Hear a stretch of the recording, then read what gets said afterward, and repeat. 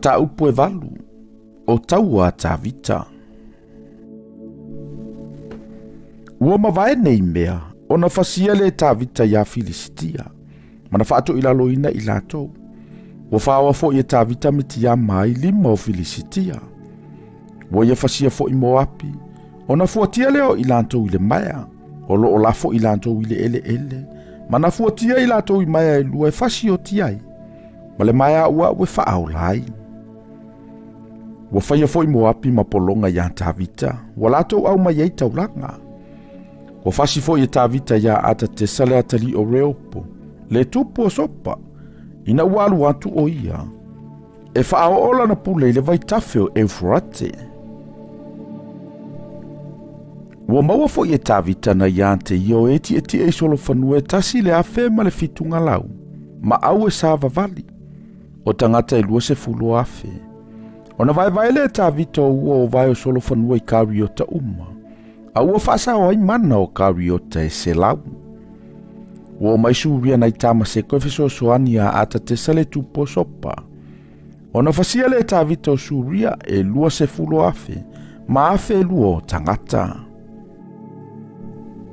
Ona tu le ta vita o leo leonga i suria tamaseko, ua faima polonga suria ya ta vita. Wala tu au mai taulanga, ua fasa o ina ta vita Yehova i mea umana ia fealua iai.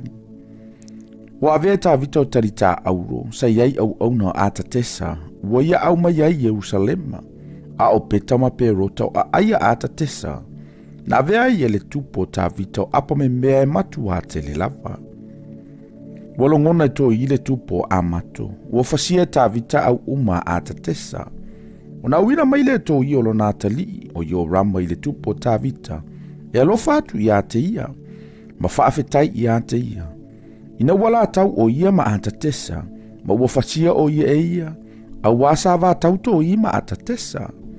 Wa au mai fo ia o ipu ario ma ipu auro, ma ipu apa me mea. O mea fo ia na faasai le tupo ta vita ya Yehova, a toa ma le ario ma le auro, sana faasai na mainu ese uma, sana faatu i la loina. O suria ma Moapi, ma le whanaunga Amoni, ma Filistia, ma Amaleka, ma vete ma ia ata te sale atali o Reopo le tupo sopa. O na vi ia leo le suafa o ta vita ina ua foio ia na ile fasinga o suria. Ile vanu masima, o tangate se fulu afe ma afe valu. O ia tu foio leo leonga i etoma. O etoma umalava o ia tu ia i leo leonga. Ua faima polonga etoma uma ia ta vita. Ua faasao Yehova ia ta vita i mea uma na ia fealua iai. Ua faia ta vita matupu Israelu uma. Ua faifo ia ta vita le faamasinonga ma le tonu ilona nuu umalava.